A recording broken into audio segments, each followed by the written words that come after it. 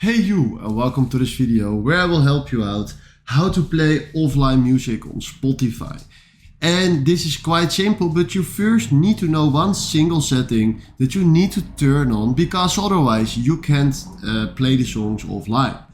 I have this playlist like Love here on my phone, and I want to play this playlist offline. So what I need to do now is click on the download option just right here. So he will download all my songs.